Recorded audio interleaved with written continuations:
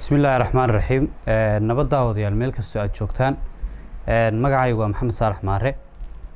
waxaan rabaa halka inaan noogu duubo maanso kooban oo magaceeda la yiraahdo dalkaygu iib ma tihid maansadan wuxuu bay ka hadlaysaa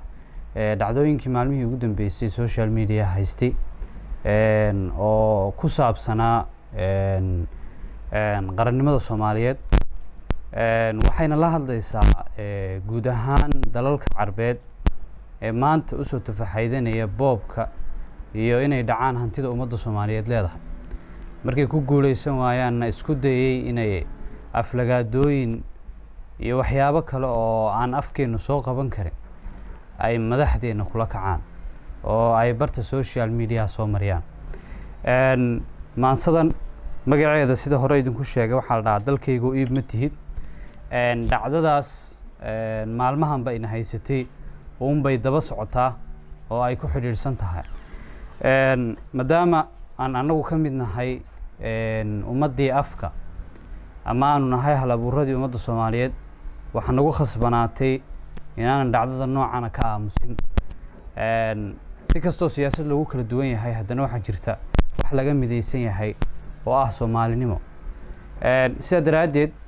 marada Carabi meel nooga soo wada jeesatay wax khasaba inaynu inagu meel ka wada jeesano oo aynu iska dhicin cadawga dalkeena ku soo duulaya markasta gaar ahaan waxaan la hadlayaa dhalinyarada Soomaaliyeed maansadan oo aad u kooban oo aan abaar xalay sameeyay ayaa ereyadeeda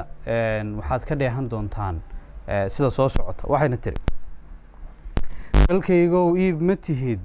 ama iyo beec ma tihid ayaamuhu waa dhacday adduunyadan baaxadda leh Afrika hoodanaad ku taal dalkaygu agoon ma tihid aabiyo hooyana ma liid abtiyo eeda kaama dhiman dhammaan ummadaha dunida gaaray ha yeeshee aar libaax ayaa ku ilaashado dad nool baad ehel u tahay dalkaygu urur ma tihid dalkaygu urur ma tihid imaaraad kuma xukumo Liibiya kugumay aflixin Sacuudina kuma iman abaartu markay dhacday maxay balooynayaan Carabtu la ilmeynaysan sababtay anfaca u weydo itaal cunnada ayay uftiraa iyadu waxa la yiraahdaa bisadu markay cunnada weydo ay uftiraahdaa oo arig ay gaari weydo bisadu goortay anfaca u weydo itaal cunnada ayay ufdhaxdaa iyadu Soomaali inay dhacaan markay ku itaal gabeen ayay afka caytameen ishana ka ilmeynayaan Carabtu ka ilmeynaysan Soomaaligu waa aniga dalkana aniga iska leh haddii dirir ay tagtana libaaxyaan ehelsadaa awood baan leeyahay Ilaahu bayga weyn dalkayguna iib ma geeyo annaga madaxdeena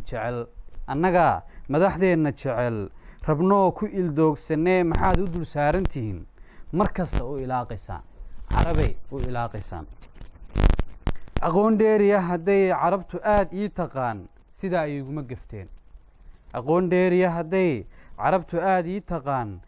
ay iguma gafteen waxaanse u sheegayaa duqsiga duulduul u badan uumiga dambasku galaa mahmaadi ahayd duqsiga duulduul badan dhidi karaay ayuu galaa waa maasantiin. Assalaamu calaykum waraxmatullaahi wabarakaatuh.